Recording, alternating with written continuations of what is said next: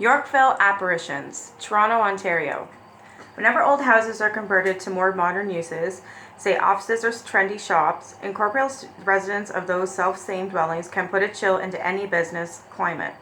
Such was the case in two circa 1900 Yorkville homes. A house on Hazelton Avenue was remodeled into offices for a music production company, but that didn't stop the vocalizings of a female ghost. A company executive working late heard the singing while locking up for the night. He said it was quite a beautiful sound, but so far as is known, no attempt was made to sign her to a contract. A psychic who worked in the house some years ago said it may have been a woman who lived there during World War II and was still waiting for her husband to return. The woman was once seen walking down a second-floor hallway and thence through a wall and front window. Another man claimed the alarm system, which used motion detectors and infrared light beams, was always going off. The police eventually refused to respond to any alarms at the house, he said.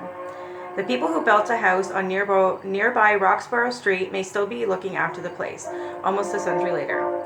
According to reports from 1986, the woman who ran a business there said her cat always acted strangely in the house. A medium was consulted, and she said there were several friendly ghosts present. To a spirit, they were happy with what the woman was doing with their old house, the medium had said, and only wanted to protect what had been theirs in life.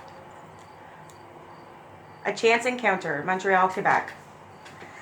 Emile Charles Hamel was a prominent journalist, writer, and former Radio Canada employee in Montreal. So it was not surprising to Pierrette herself, a celebrated author and television commentator, when she encountered her old friend at the 1961 convention of the Canadian Association of Journalists at the Queen Elizabeth Hotel.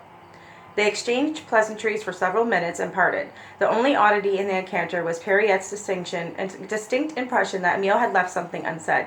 He certainly had. What he didn't tell her was that she had just completed a conversation with a ghost. Pierrette has had a distinguished career as a writer, fashion analyst, broadcaster, and world traveler.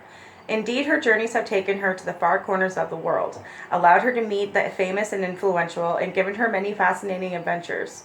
She has written about her life in newspapers, magazines, and in her most recent books, Canada, Talk to Me of Canada, and Les Pioneers. Her unique style even extends to sending personal stationery, embossed with her picture standing amidst a smiling group of Uganda pygmies during one of her African safaris.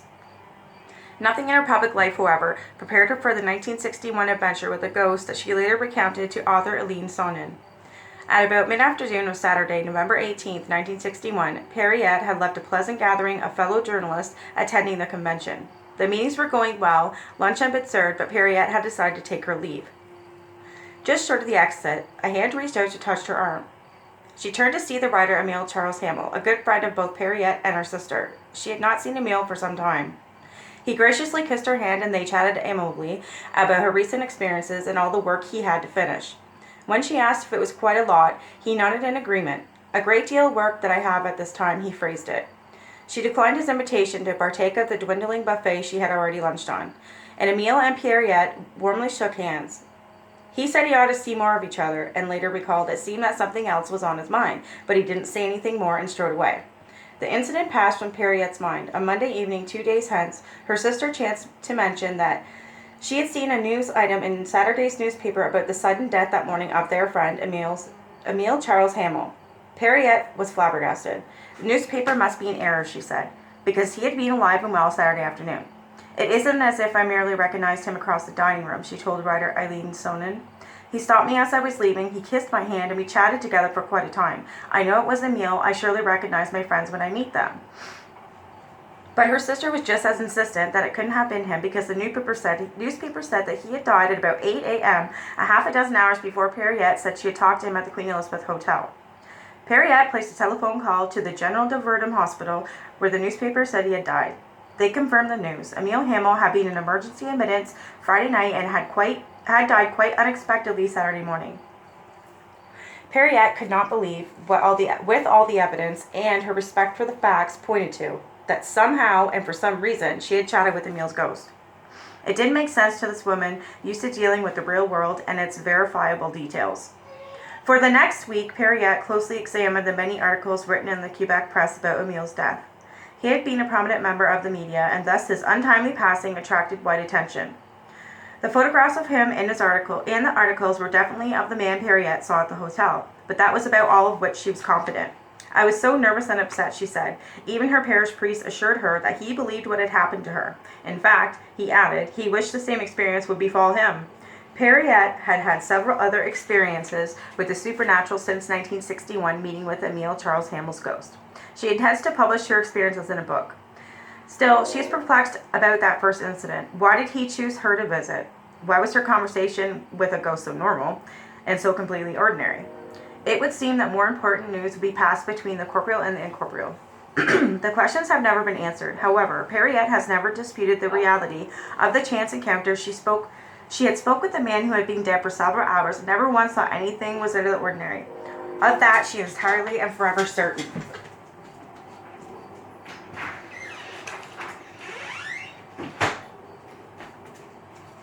The Hitcher, Vancouver, British Columbia.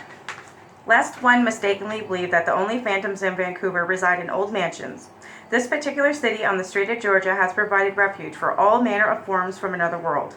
The tragic death of a young woman, a student at the University of British Columbia, is the impetus of another Vancouver ghost tale. She has become a hitchhiking ghost, a Canadian version of Chicago's famous Resurrection Mary.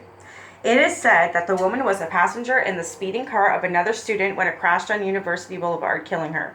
She lingers there, waiting for a ride to her parents' home. She vanishes when a car stops, one version of the story goes, but another climbs in and gives her parents' address. When the driver arrives there, she has disappeared. Ethereal young women waiting alongside highways appear in ghost tales known in virtually every state, province of North America. The Vancouver variant differs only in localizing it to the UBC student. Tombstone. Hamilton, Ontario. Mike Sino's demolition firm had nearly finished ripping apart the second floor of the old building they'd been hired to raise in Hamilton during the fall of 1982. The work was progressing smoothly. Nothing untoward or terribly unusual had happened. The workers had found the customary odds and ends and bric-a-brac in the place, but certainly nothing that would set back their timetable. On this particular day, a worker thought he heard a strange noise from within the building as the machines tore into the structure. But he attributed it to the groans of a well-made house reluctantly giving way to the wrecker's ball. Then he found the tombstone.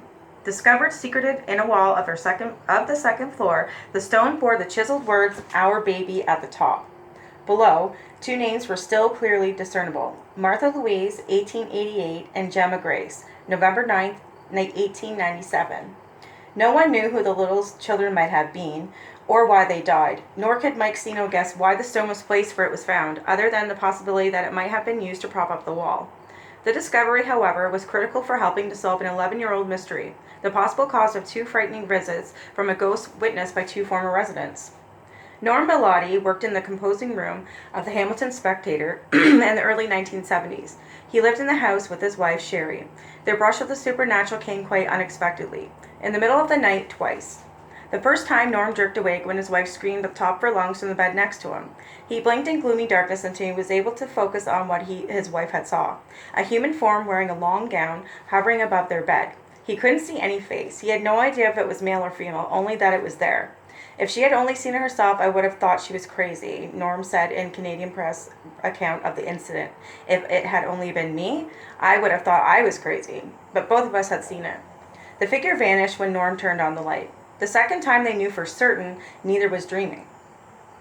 Norm saw it first this night, and his cries awoke his wife. A legless woman hovered near them, her eyes protruding grotesquely from her face, and her hair stood on end as if she had struck her fingers in an electrical outlet. She said not a word and then was gone.